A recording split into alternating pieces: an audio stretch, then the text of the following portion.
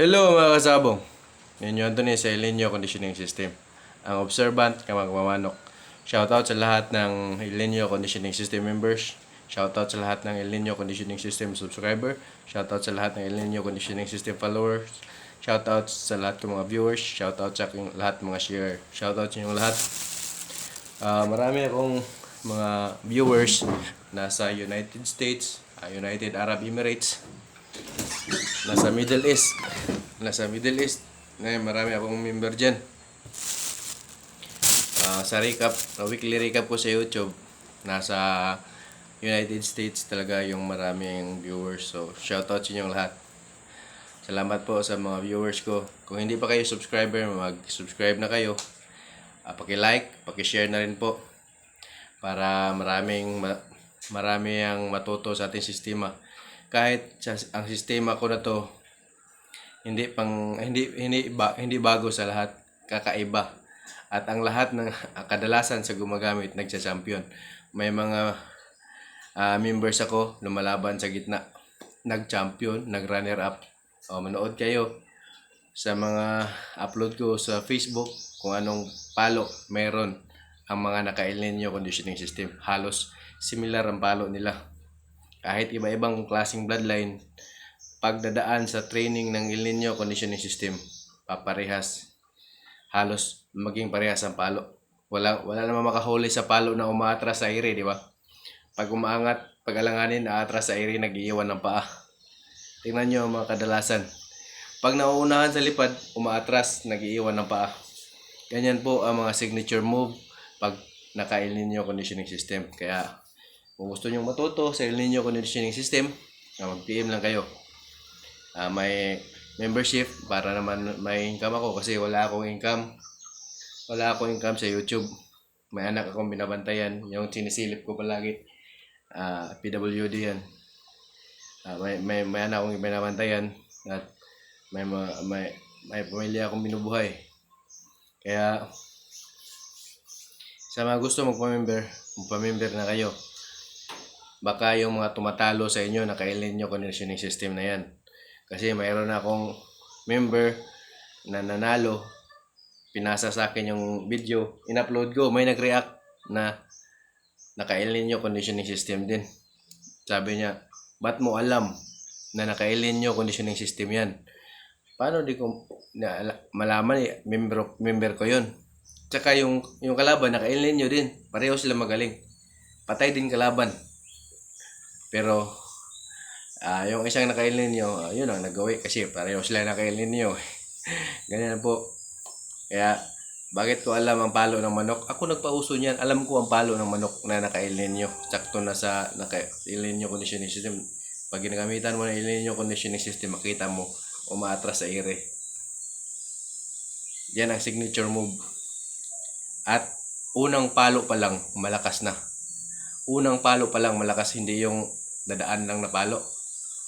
Pag naka-El Nino ka, ang unang palo, pangalawa hanggang pangatlong palo, pang-apat na palo, puro yan malakas. Hanggat sa maubos ang lakas niya, puro yan malakas ang ipapalo dyan. Di pareha yung ibang pag bitaw lilipad lang na walang yung lilipad na walang papatutunguhan ba, walang aim ba, walang target, yung lipad na hindi tinatama. Sa El Nino Conditioning System, ang palo itatama talaga. Kaya kung gusto niyo matuto, magpa-member na kayo. Konti lang membership fee natin. May bago ngayon tayong nagpa-member eh. Kaya ma-shoutout tayo. Ito bago nagpa-member, kahapon lang. Hindi ko pa nga na-claim padala niya. Shoutout Ron Biliganyo. Shoutout tayo sir. Shoutout sa iyo. Shoutout sir Ron. More winning sa inyo. Magagaling na manok nyo. Kita ko may palo manok nyo, pero pag naka-El Nino pa yan, lalo pa yan gagaling. Shoutout sa nagtitiwala sa akin na financier, si Sir Jose Salazar. Shoutout sa iyo po. Shoutout, ito, bagong nag-champion sa gitna. Mr. Diamante. Nag-champion yan sa gitna, Mr. Diamante. Ito naman, kaya ko lang tong pangalanan, Sir Arnel, shoutout sa iyo. Ayaw lang kumpleto yun ang pangalan yan. Ito na yun si Jovito Sanchez, shoutout sa inyo. Yan mga nagpa-member sa akin.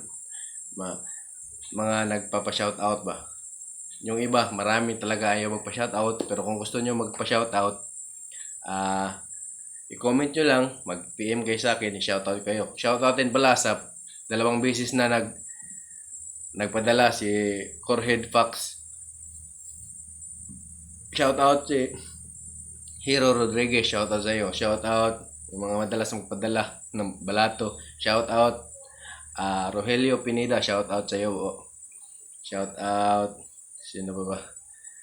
Shoutout Maria Velasco, shoutout sa iyo.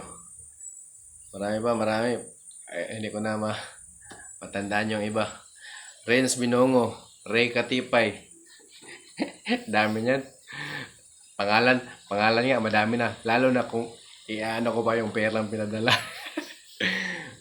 Mga nagbabalato yan.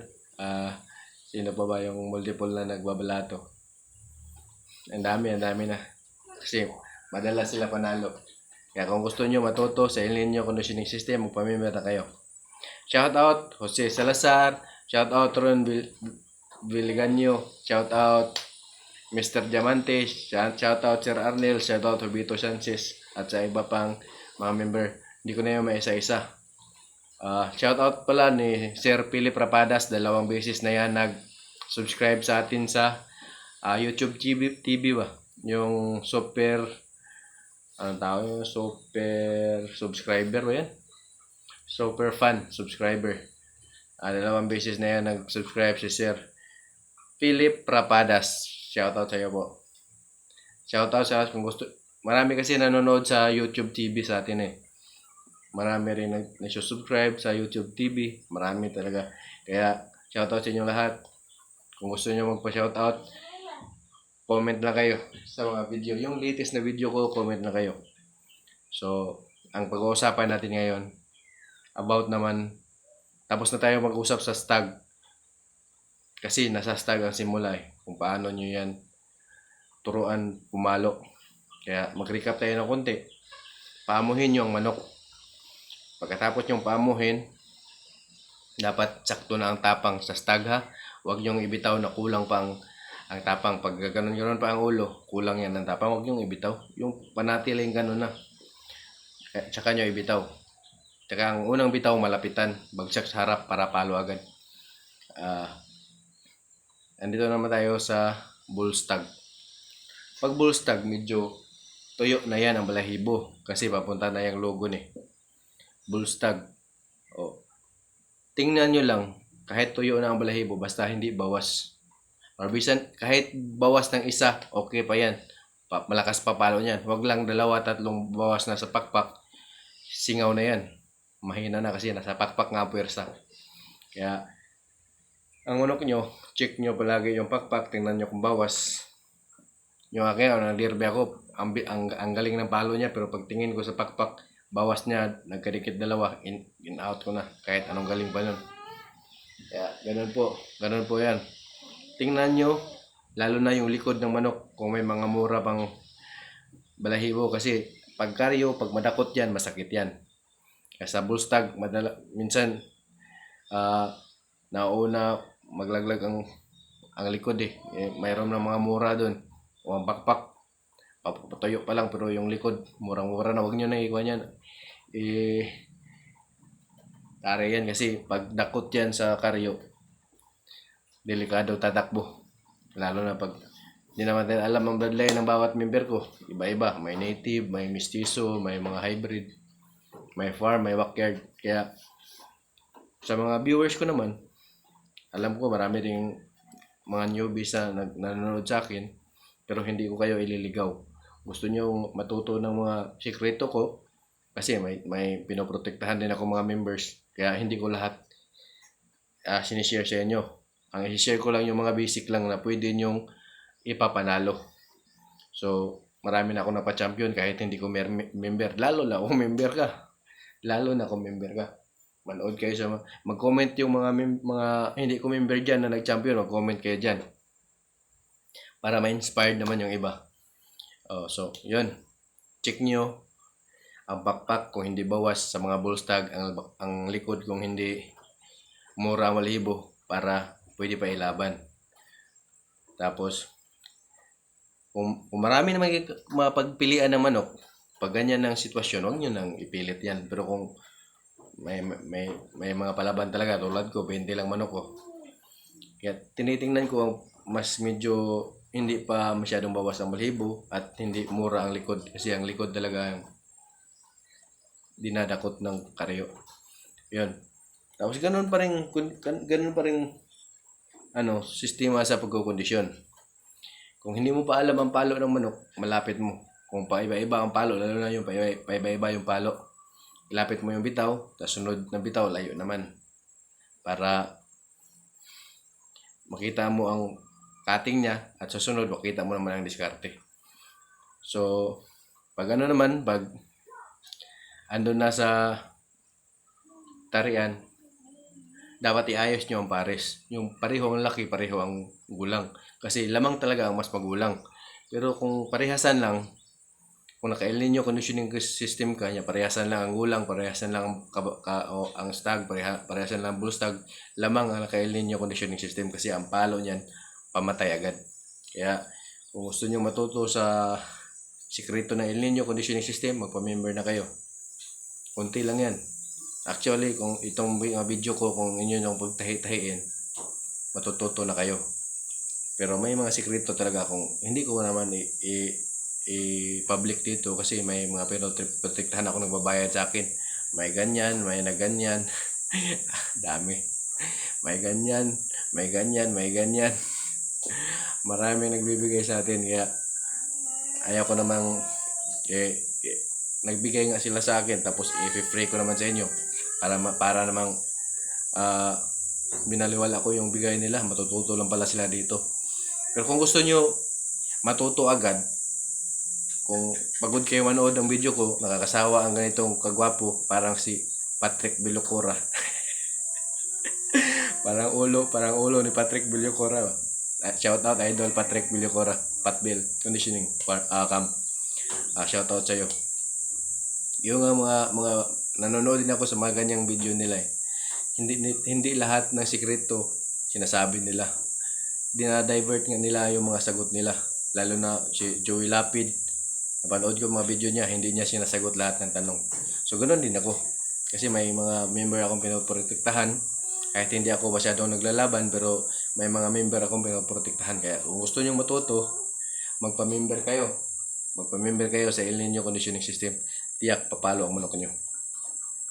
May mga mga nagcha-champion sa gitna na papadala na sa akin sa video, pero ayaw ko lang i-upload. Ang gagaling.